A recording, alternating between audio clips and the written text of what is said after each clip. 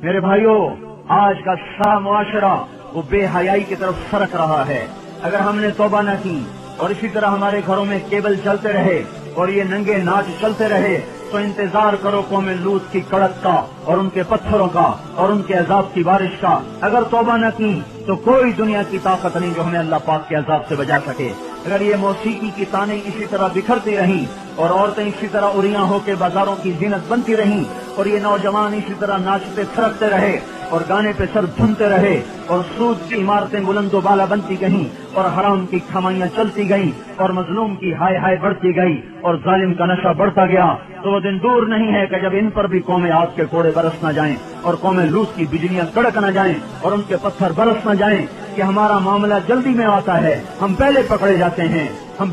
جاتے ہیں۔ اور یہ میرا اللہ سن رہا ہے، میں اسی کے دعوے پہ یہ بات کر رہا ہوں کہ ساری دنیا کے باطل پر بھی اللہ کا ہاتھ پڑ چکا ہے، یہ معاشرہ بے حیائی کے حدود پر آ چکا ہے، یہ معاشرے سے سور شرماتا ہے۔ دنیا کا بے حیا ترین جانور بھی آج ان انسانوں سے شرما رہا ہے، شیطان بھی ان سے شرما رہا ہے۔ وہ بے حیائی کی حدود سے آگے جا چکے ہیں، وہ انسانیت کی چادر اتار چکے ہیں، وہ انسان نہیں ہے، وہ جانور بھی نہیں ہے، وہ جانوروں سے بھی بدتر